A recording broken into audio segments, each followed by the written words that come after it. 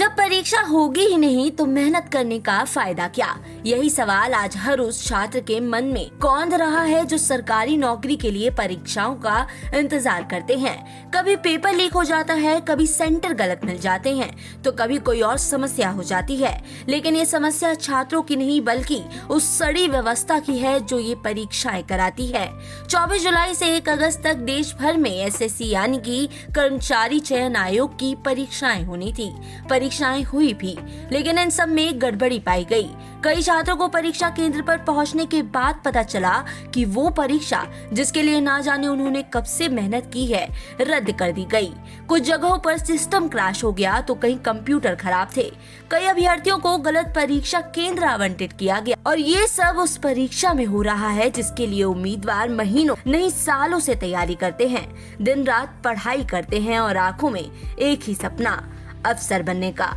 लेकिन जब परीक्षा का दिन आता है तो परीक्षाओं में ऐसा होता है, किसी ने कोचिंग छोड़ी, किसी ने नौकरी, किसी ने घर परिवार से दूर रहकर सिर्फ एक उम्मीद पर मेहनत की। लेकिन जब परीक्षा देने पहुंचे तो हाथ लगी निराशा और अपमान।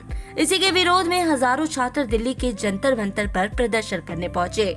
यहाँ उनके प्रदर्शन में शामिल होने नीतू मैम भी पहुंची थी, लेकिन हुआ वही जो हर बार होता है, इन पर लाठी चार्ज। छात्रों का कहना है कि नीतू मैम पर भी लाठी बरसी।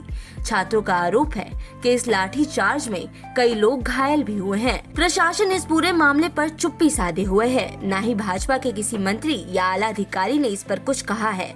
वहीं दूसरी ओर कांग्रेस ने इस विरोध में अपनी पूरी टीम को लगा दिया। एनएसयूआई छात्रों के साथ उनके धरने में शामिल है।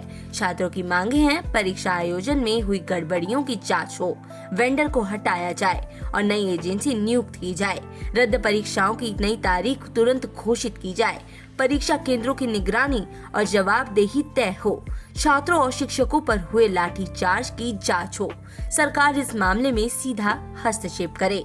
हालांकि अभी तक उनकी इन मांगों पर प्रशासन की तरफ से कोई जवाब नहीं आया है और अब भी छात्रों का प्रदर्शन जारी है, लेकिन उनकी सुध लेने वाला कोई नहीं। भाजपा सरकार पर वैसे ही बेरोजगारी और महंगाई को बढ़ाने जैसे आरोप हैं। ऐसे में छात्रों का ये प्रदर्शन सरकार की छवि को भी धूमिल करता है। ऐसे में सरकार को इस मुद्दे पर जल्द से जल्द कोई कार्रवाई करनी होगी।